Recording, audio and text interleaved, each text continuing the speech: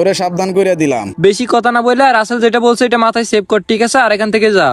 ওরে কি মামা আমি মারবো না কি রে? ওর কিন্তু কথাবার্তা আমার একটু ভাল লাগলো না। আরে মামা বাদ দে তো, এইসব নিয়ে ঝগড়াঝাটি করা ভালো হইব না। দেখোস না ওরে মানা করে দিলাম আর ওই মুখে মুখে তর্ক করে মাথার মেজাজ পুরো গরম হয়ে গেছিল। আরে দূর, এসব বাদ দে তো, এসব নিয়ে কেউ ঝামেলা করে নাকি? মাথা বেশি গরম হইলে ওরে আমি মারতেও পারি। ওই তো দেখ দেখ, ওরা দুইজন আসতেছে। কিরে রাসেল, তুই তন্ময়রে এখানে ডাক দিয়ে নিয়ে আসে কি কইছস? কই সুন্দরী, ওরে তো আমি কিছুই বলি নাই। এই তন্ময়, তোরে এখানে ডাক দেই না আমরা খারাপ কিছু বলছি? খারাপ কিছু বলিস নাই, ঠিক আছে, কিন্তু তুই তো আমারে ডেকে এনে থ্রেট দিতেছস। কি বলে দেখ, আমরা নাকি ওরে ট্রেড দিছি। তোরা কোন সাহসে তন্ময়রে এখানে আইনা থ্রেট দিছস? আরে সুন্দরী, ওরে তো আমি থ্রেট দেই নাই, ওরে জাস্ট সাবধান করে দিছি। তুই সাবধান করার কি? আমি ওর সাথে কথা বলে না কি করি এটা তোর সাবধান করতে হইব? আমরা দুইজন 100 বার একসঙ্গে কথা বলবো, তাতে তোর কি? গুন্ডামি করস না, আর কোনোদিন দেখলে তোর জুতা দিয়ে বাড়ামো। এই তন্ময় চল এখান থেকে।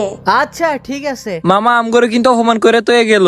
অপমান করলো না আমাকে এখানে আইসা, দেখ এবার কি করি। কি করতে চাস মামা? ও বললো না